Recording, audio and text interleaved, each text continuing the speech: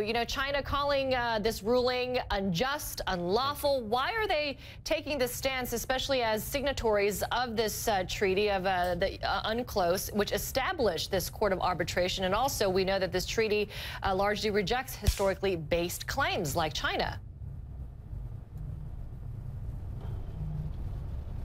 Thank you very much for having me. July the 12th will be a day of infamy in history. From the very beginning of this arbitration brought by the government led by the former President Aquino III of the Philippines, China has made its position very clear. That is, China is not a party to this arbitration. China will not recognize the ruling, whatever form or shape it will take. And yesterday's ruling is an attempt to deprive the Chinese people of ancient old territories and sovereignty rights in the South China Sea, which has been recognized by most of the country throughout the former decades.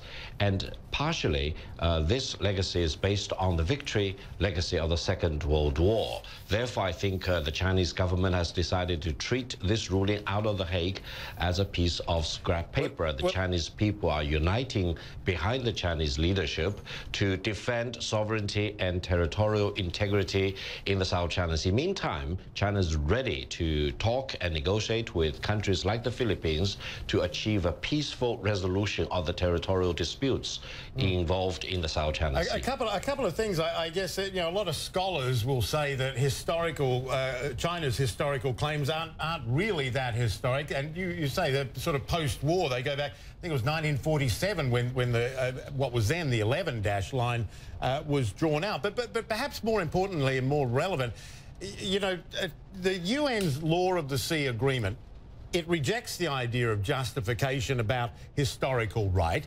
It says that it doesn't apply when you sign the document, and China signed the document. They worked on the document. So how can they turn around now and say, well, we're not going to abide by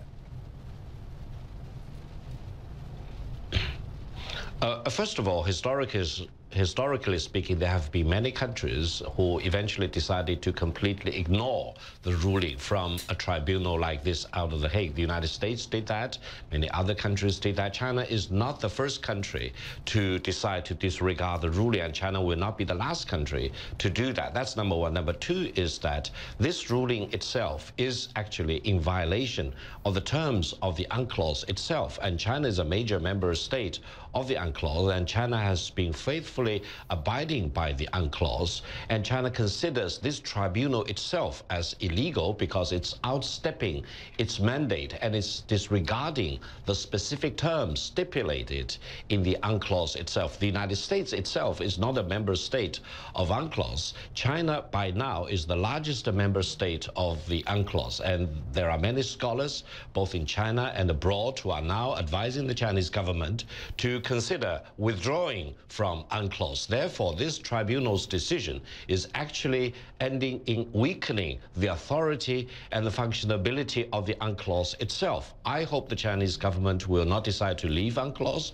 but China needs to do whatever it is necessary as a sovereign right to defend its territorial rights in the South China Sea, regardless of this ruling coming out of The Hague on July the 12th. So, you know, China says that this is, you know, their territorial right to do what it's doing and has been doing in the South China Sea. But we're also hearing that China is willing to negotiate with some of these other countries, you know, with the same competing claims. But what is there to negotiate, you know, if China is going to continue to say that, you know, 80 to 90% of the South China Sea is ours? What is open for negotiation? You are absolutely right. As a matter of fact, history has proven that the best and the most effective way to resolve territorial disputes is through negotiation and diplomacy and peaceful discussions between the claimants.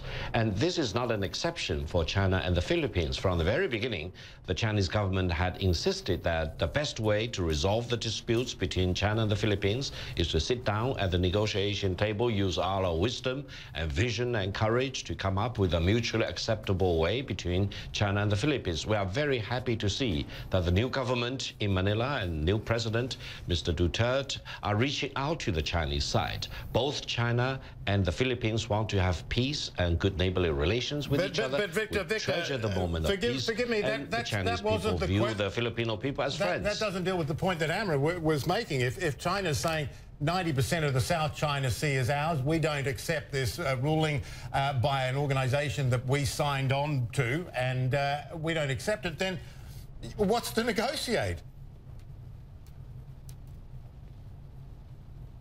I think that's exactly the purpose of sitting down at the negotiation table, to deal with each other with full respect as good neighbors, good friends, and talk about whatever that can be achieved. I think former paramount leader of China, Deng Xiaoping, said the right thing. That is, whenever we have such disputes, we can put them aside for the moment. We can focus on common development.